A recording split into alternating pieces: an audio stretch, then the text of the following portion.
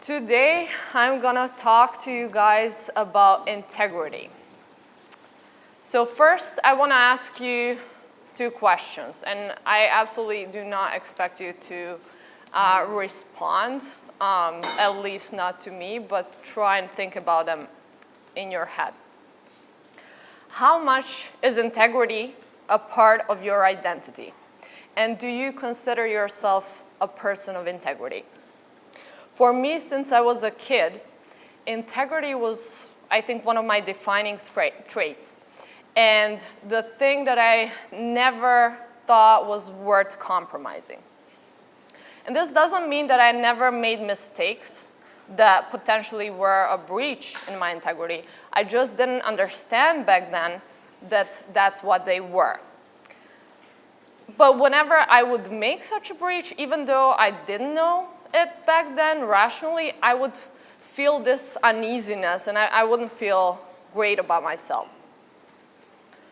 Learning about objectivism and how to apply rational principles in my life has helped me tremendously in thinking more clearly, which impacted also my understanding of integrity.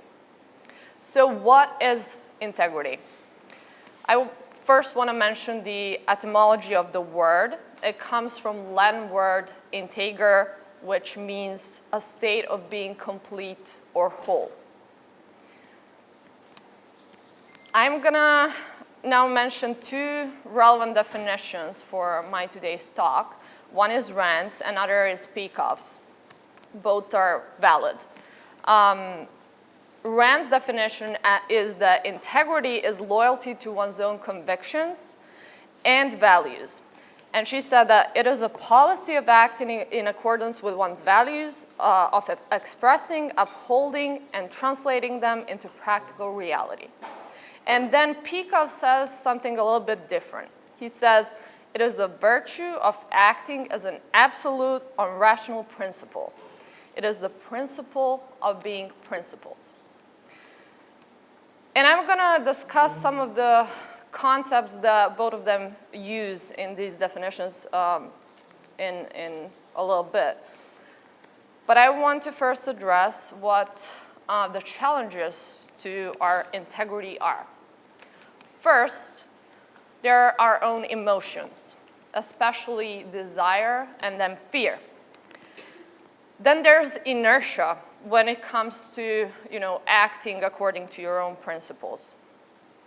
And then there's, of course, social pressure, which I think is, when we think about integrity, I think we often think about social pressure as the main challenge. So Ayn Rand describes, succumbing to these challenges as faking one's own consciousness. And she says, Pico basically says, it is not a breach of integrity, but a moral obligation to change one's views if they're not correct. And then it is a breach of integrity if you already hold rational principles, but then in action, you don't basically enact them.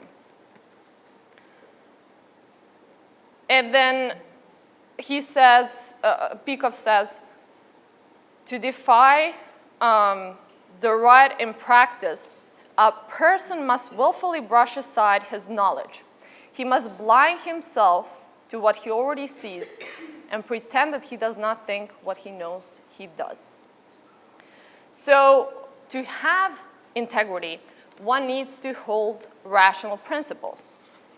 If his actions are based on mindlessly following his feelings or societal pressures, then one does not possess virtue of integrity in the first place. And now I want to take a look at some of Ayn Rand's characters who I think are very relevant to this talk today.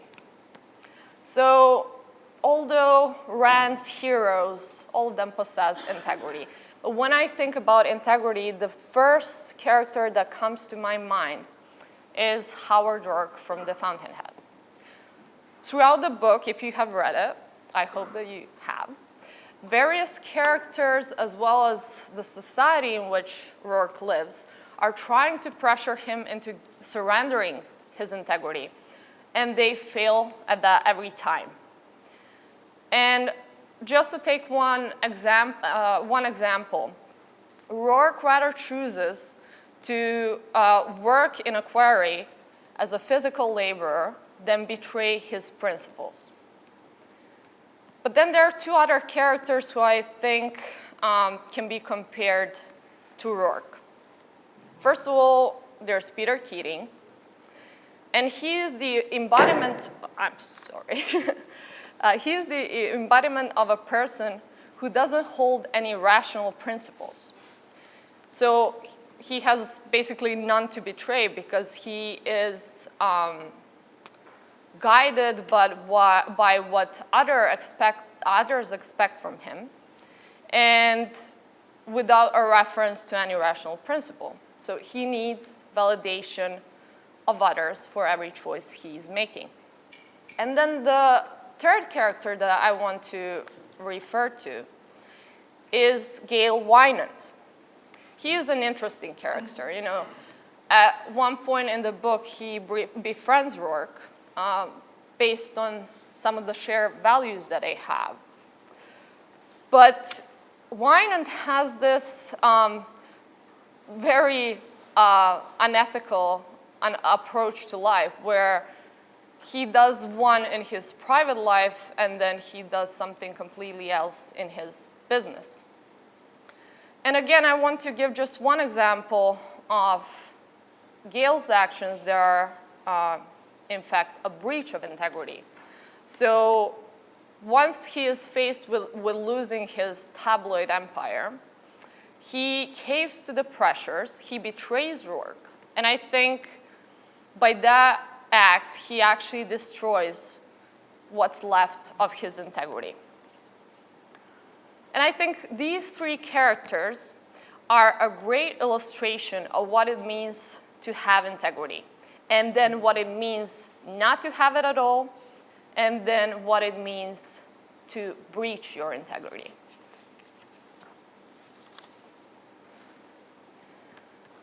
However, holding any kind of convictions or any kind of principles and acting in accordance with them also does not mean that one has integrity. And this is why I have multiple times already referenced rational principles rather than just principles.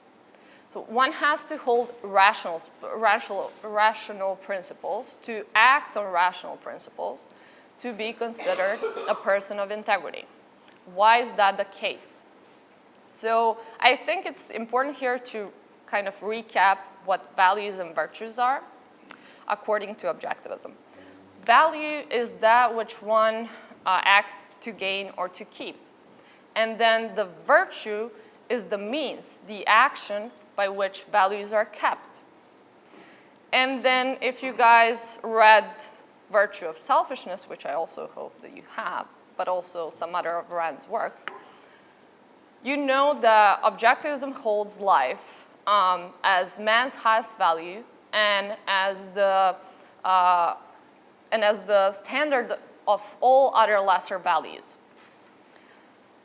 And then to preserve that life, to preserve our highest value, we as humans need to use our only tool for understanding reality and for preserving life, which is our reason.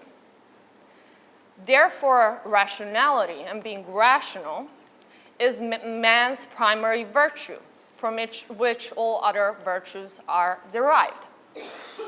And this obviously goes for integrity as well. So integrity is one of the 7 cardinal virtues that Rand talks about. And so integrity, to even exist, has to be based on rationality. And just to give you some examples of why this is so, Picos, for example, talks about Hitler. So Hitler had these irrational principles, he very much acted on them, but we cannot consider Hitler a person of integrity. So his principles and actions were anti-life. And if your principles are anti-life, then the whole purpose of the virtue as an action by which we gain or keep our values is defeated. And then the good contemporary example of this is also are some of the terrorists who have these very, very strong irrational principles and convictions, and yet we absolutely cannot say that terrorists have integrity.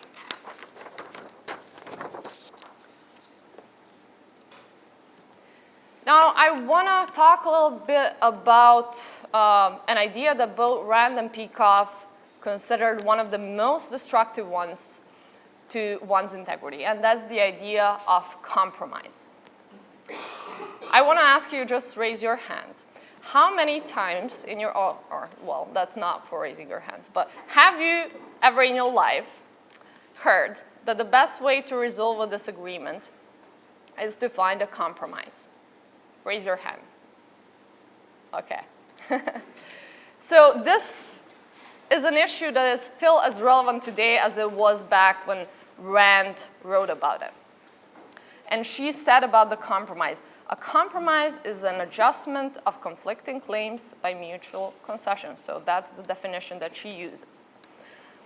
But then it's important to know that there's a difference between compromise in regard to concretes within a framework of rational principles, and then the compromise in the principles themselves.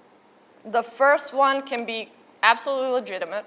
The example is when you have a seller and a buyer, they cannot agree on a price, and so they find the middle ground. That's completely legitimate. But then again, making a compromise on a principle is never an option. And here I want to consider Howard Roark again.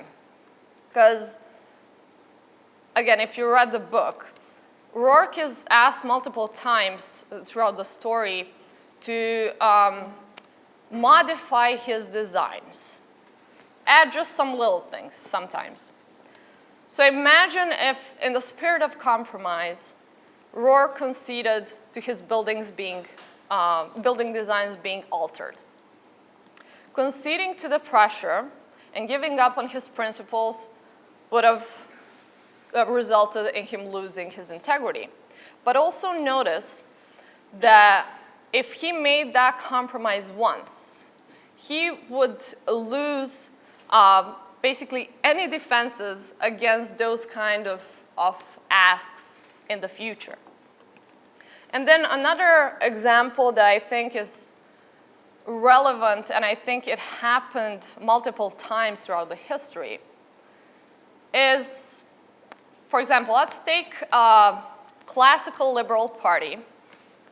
Doesn't have to be necessarily, we can imagine an objectivist party, but classical liberal party is something that actually did exist, which stands for free market, rule of law, and limited government. And then to form a government, that party has to create a coalition. And so instead of, creating a coalition with a socialist, let's say in this example, the party creates a coalition with a populist right-wing party. So the coalition in itself is already a compromise. It brings a question to the voter of the classical liberal party if he has been deceived by that party, if the values that the party stands for are actually the values that they're going to push when they're in power. But it also leads to the consequence of compromising on policies and having a classical liberal party approve, even reluctantly, of very liberal policies that their coalition partner would want to enact. So this kind of compromise leads to more and more concessions just to keep, the peace and the coalition partner happy. Compromising on rational principles always leads to the irrational side gaining ground and basically to obliteration of the rational side. Picos said about this, one accepts a rational principle either as an absolute or not at all. And moral compromise is just one of the examples of how people breach their integrity. When I was preparing this talk, I've been thinking a lot about what the place of integrity is within my society, the society that I live in. And the dominant principles here, unfortunately, are very rational. And more often than not, the evil is rewarded and good ridiculed and punished, which brings a lot of people to the conclusion that it doesn't pay off to be principled. How many of you live in a similar society? Can you raise hands again? Thank you. In my country, we're taught from an early age that those who cheat are more likely to succeed than those who don't, and that those who don't are suckers. So, for example, it is socially acceptable or even encouraged by some parents, peers, and even teachers for a student to cheat on a test. It starts from the primary school. And then by the time you get to high school, you'll have most of your class cheating whenever they have an opportunity to do so. And then in such a class, obviously, there are always a few students who, guided by moral principles, choose not to cheat. But then even some of them will ultimately cave under pressure of bad grades and being ridiculed by the rest of the class. And then those high school students go to university. And they still know that it's wrong to cheat, but everyone else does it, so why shouldn't they? And let's imagine that in this story, the student was a student of medicine. So that student goes on and becomes a doctor, responsible for saving people's lives. And by that time, they go into their profession devoid of any moral principles, because through their whole education, they were conditioned to have none. They're not only incompetent because they cheated their way through their education, but they also subscribe to bribery, nepotism, and other unethical practices. And obviously, that doesn't apply to every doctor or every student or every citizen of this country. But I think it has, unfortunately, become rather a rule than an exception. In a society like this one, you have to be an exceptionally independent person to maintain your integrity. So you have to be a Howard Rourke in a sea of Peter Keatings. To me, what helped is that I've always cared more about maintaining my own good opinion of myself than I cared about what other people think of me. I wouldn't cheat on principle, though as a kid, obviously, I didn't know to put it as well as Ayn did. I didn't want to, or I refused to fake consciousness. And this commitment to my integrity has had unpleasant consequences on plenty of occasions. So to use the example from the talk about schools and studying, sometimes the consequence would be a bad grade.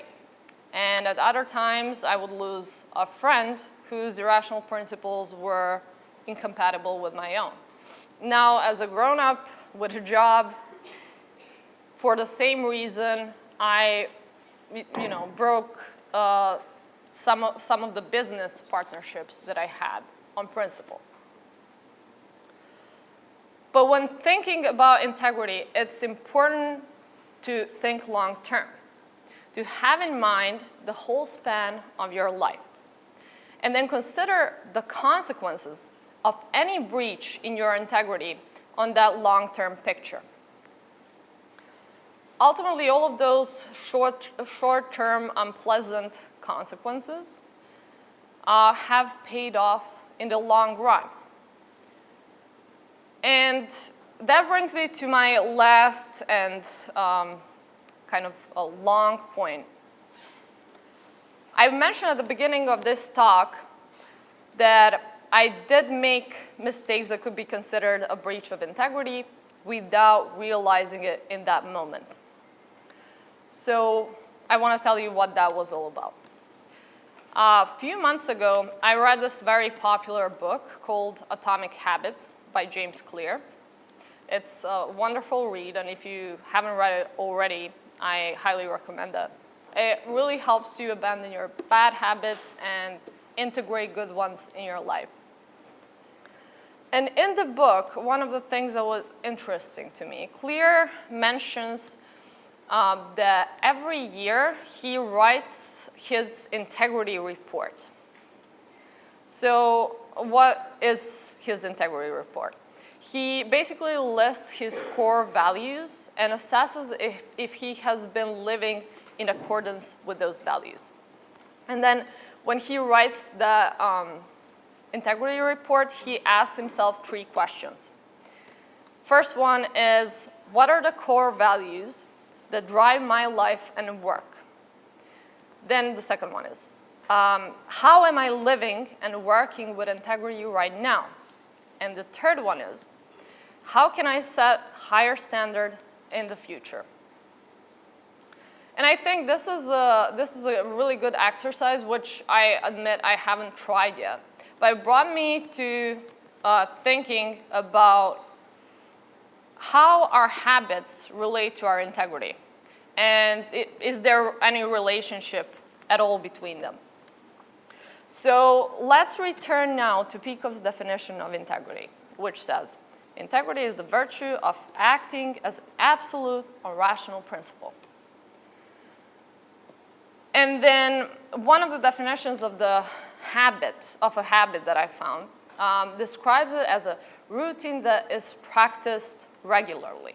And there are a lot of other definitions, but all of them in essence agree that habits are types of actions that we repeat on a regular basis.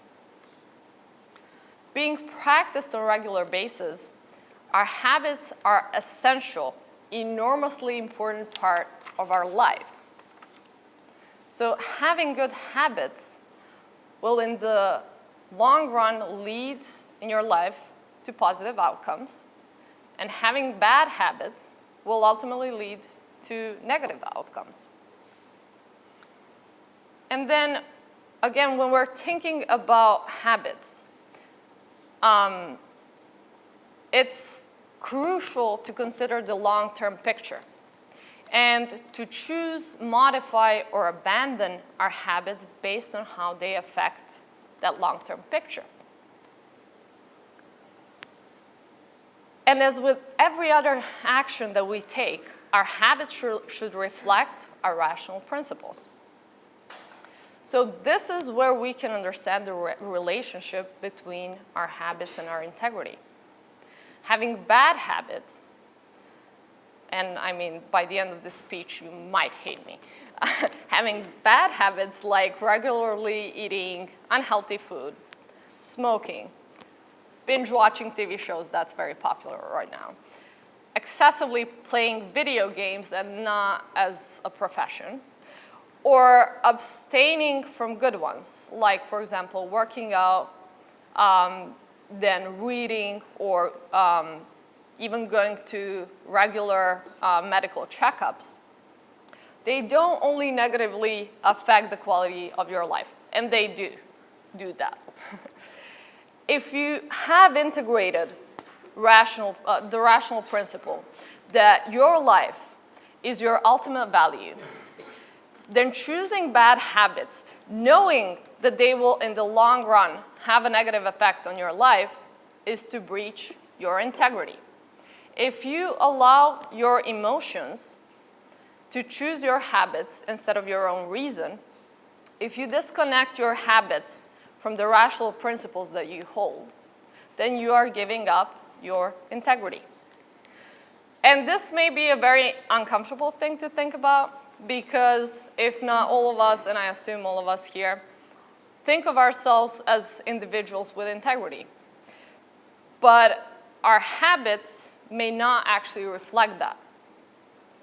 This integration between these concepts has actually helped me tremendously in abandoning some of the bad habits that I had and adopting some of the good ones. Because my integrity is a fundamental part of my identity. So let's go back to the two questions that I asked you at the beginning. How much is your integrity a part of your identity? Do you consider yourself a person of integrity? And now let's add the third question. Do your habits reflect that? Thank you.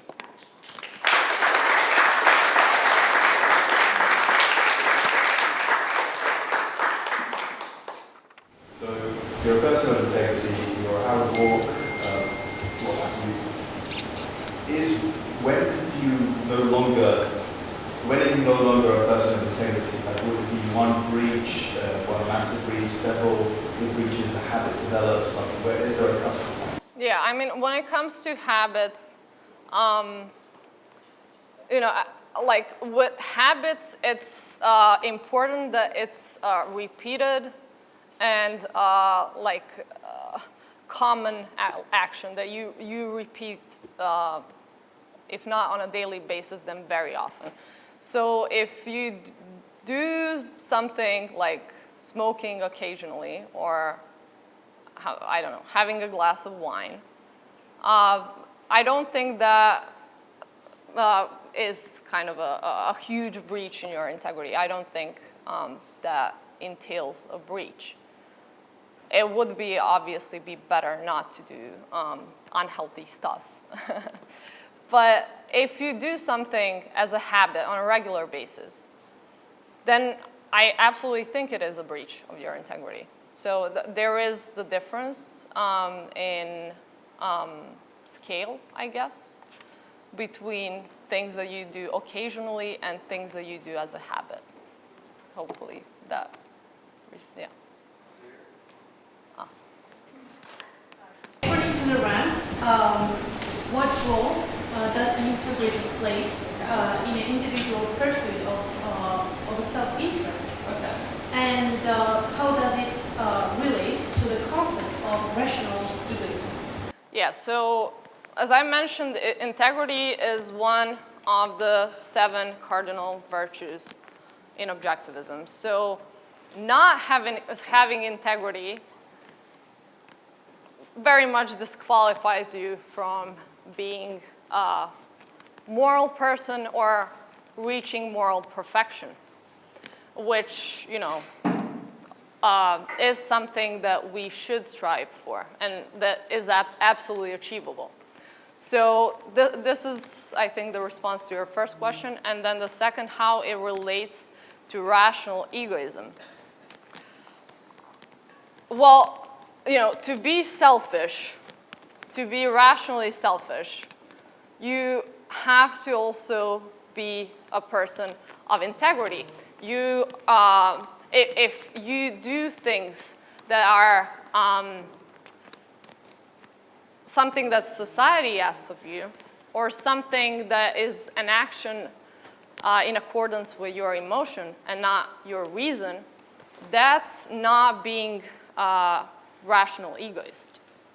So I think it's also a cardinal thing, if you want to be a rational egoist, to be a person of integrity. Yes? Oh my God.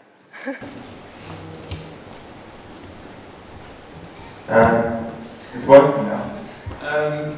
So imagine you do commit an egregious violation of integrity. So say I give a talk that communism is the the best system in the world because somebody offered me $1 billion to do it. Can you ever be redeemed? Can you make a decision later and say, that was awful, I'm going to practice integrity from now on? Can you recover that? Can you turn it around and be forgiven one day? Yeah, I think it really depends on the breach that you make. I don't personally think that if you choose to kill a person and not in self-defense, that you can recover from that. But then I do think that even some of the big breaches, the ones that you mentioned, if you admit your mistake and if you do everything that's possible to remedy the breach that you made, then I think that you can recover your integrity. And especially like with habits, those are tiny actions in our lives, but they're also very huge in the long run. And I mean, I didn't want to make anyone in the room feel bad about their habits and how they're living their lives. But I think it's very important to be aware of these breaches in integrity because they're so easily fixable, honestly. Just like, well, reading Atomic Habits will for sure help you guys out. But your primary motivation should be, to live your best possible life. And especially like in terms of having healthy habits, living as long as possible and as happy as possible and as healthy as possible. So yeah, that would be my take. Who is next?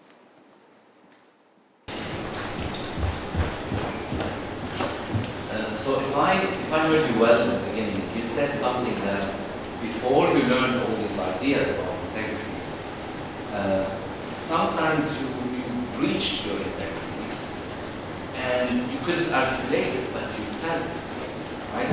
So can you expand a little bit on that? Like, what does it feel like, and whether emotions has some role in telling us that there is something wrong in our integrity? Oh, absolutely. I mean, emotions are very connected to the values that we hold.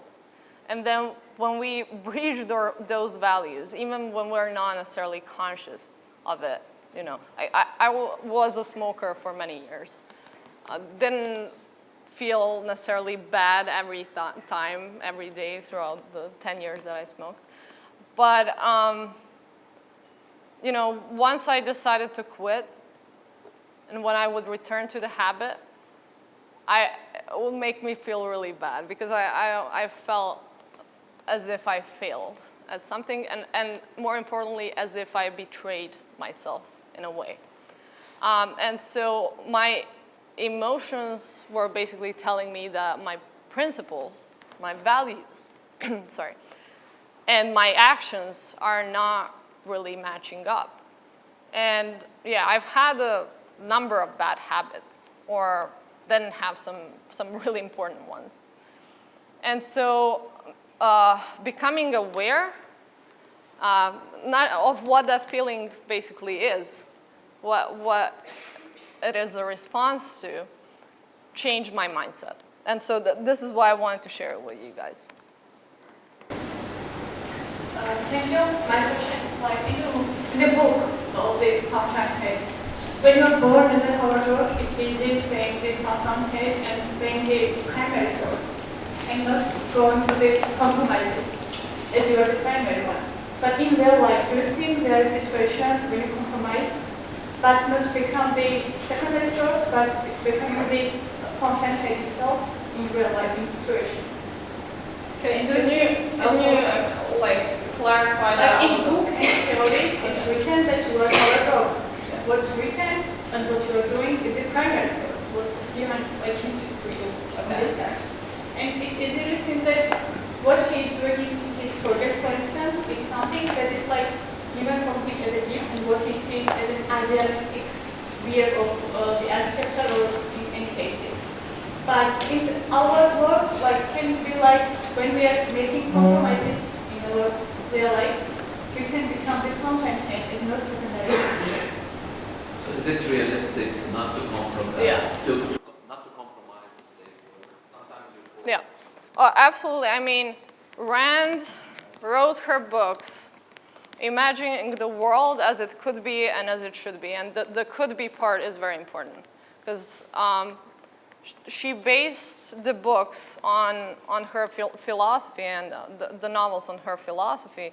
And that is what kind of distinguishes her from other writers. So she had developed her theory of egoism. She has developed, the cardinal virtues.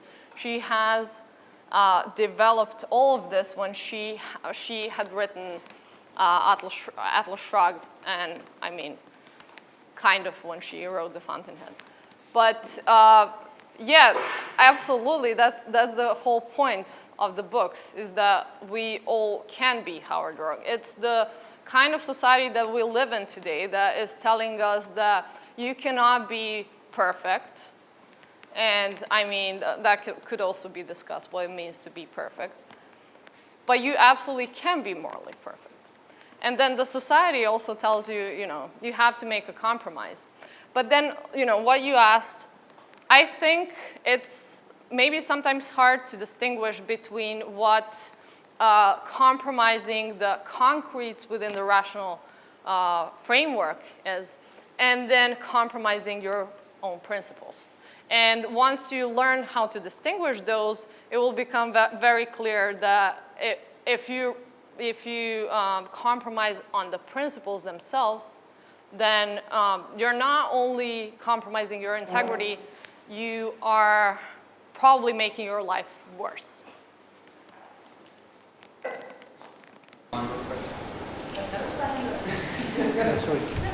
Sorry, you asked your. Okay, well, I have 2-part questions. One will be easy, one will be maybe harder.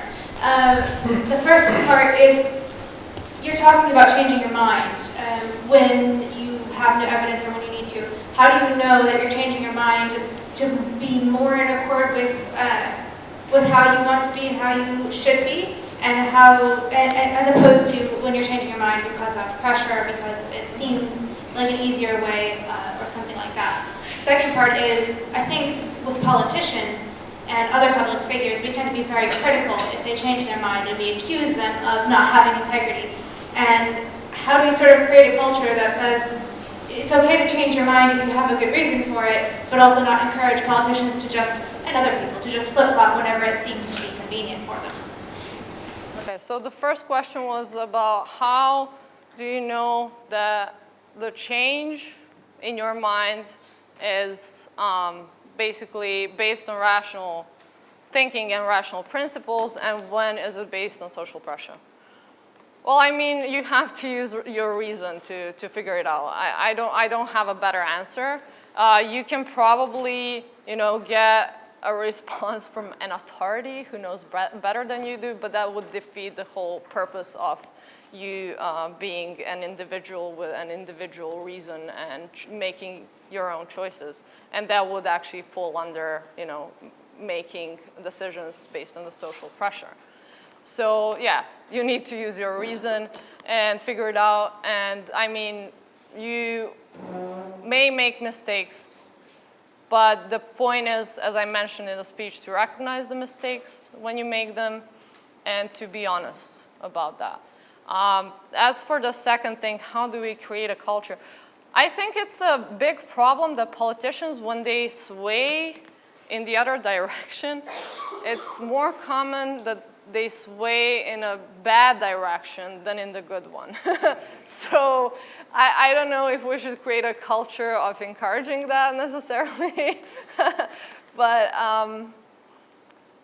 yeah, I mean, we would create that culture by, first of all, us as a society, when it comes to an individual who made a mistake or changed their mind, and who says it honestly, if we would embrace that, or if we would be just to those kind of people when they actually are honest about their mistakes, and then the same thing should apply to the politicians as well.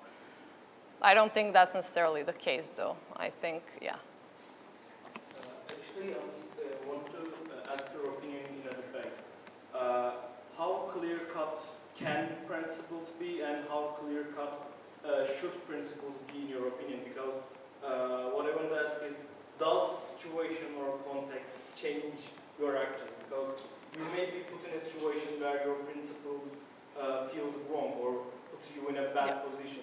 I mean, how does principles vary, and how much do they vary?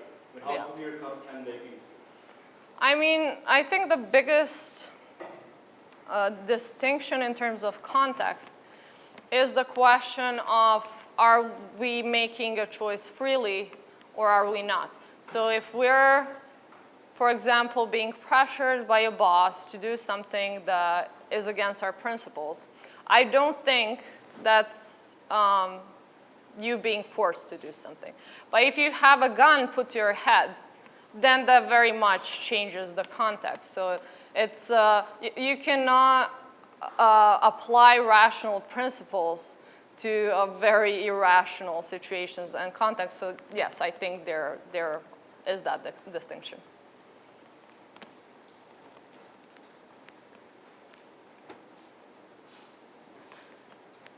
Anything else?